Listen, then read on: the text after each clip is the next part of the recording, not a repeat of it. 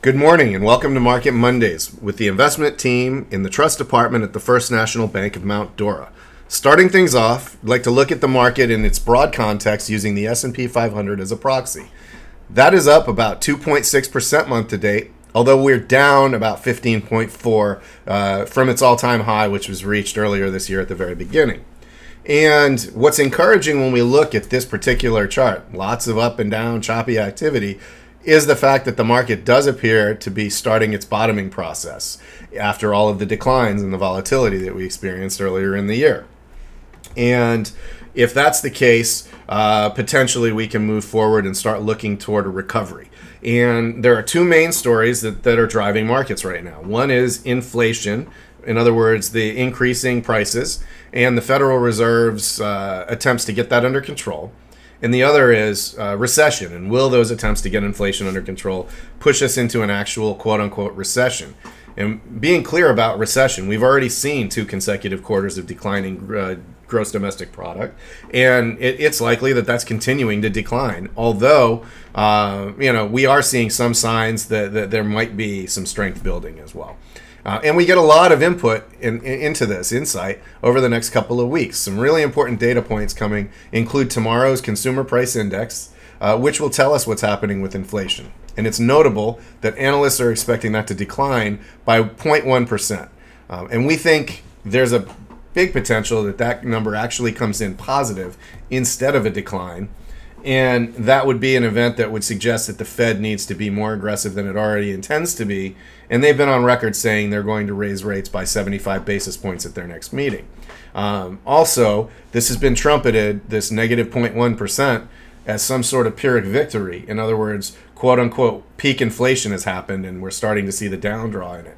And we think it's a bit too early to make that call, especially when you zoom out to the year-over-year number, which at 8% is still, in all arguments, unacceptable. And the Fed likely shares that view and is going to be very aggressive in continuing to hike rates in order to bring that under control.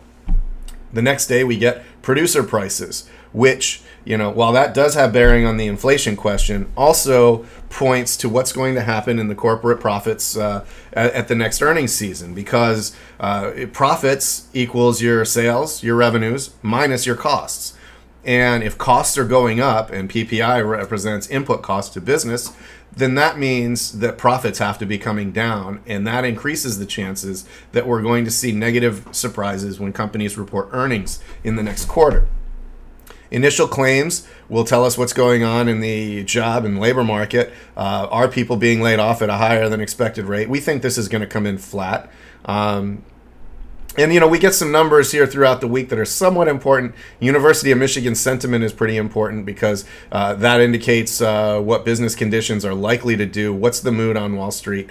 And the most important information that we're going to get in the next couple of weeks is the FOMC rate decision, which you can clearly see 2.25 to 2.5 is the current range, the upper and lower bound respectively, and that's expected to rise to 3 to 3.25 or by 75 basis points.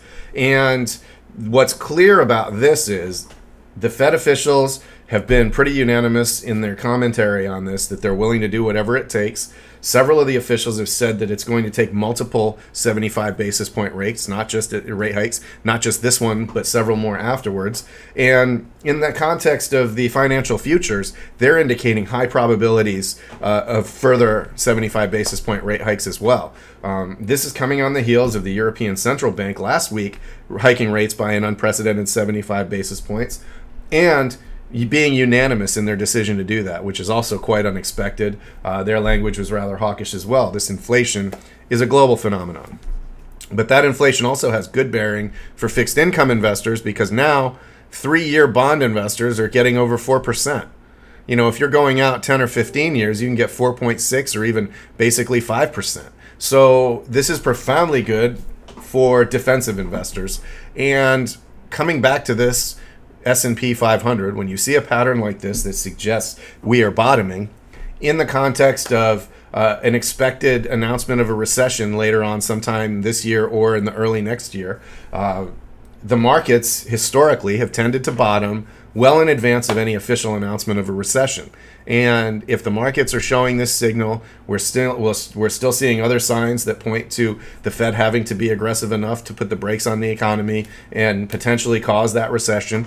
And everything is a fairly consistent story. The outlook for stocks over the next 18 to 24 months appears to be starting to stabilize and maybe even will turn up. So if you have questions about your portfolio, if you have questions about the economy, feel free to reach out to us. We're here to talk. We hope you've enjoyed this presentation. Thank you and have a great day.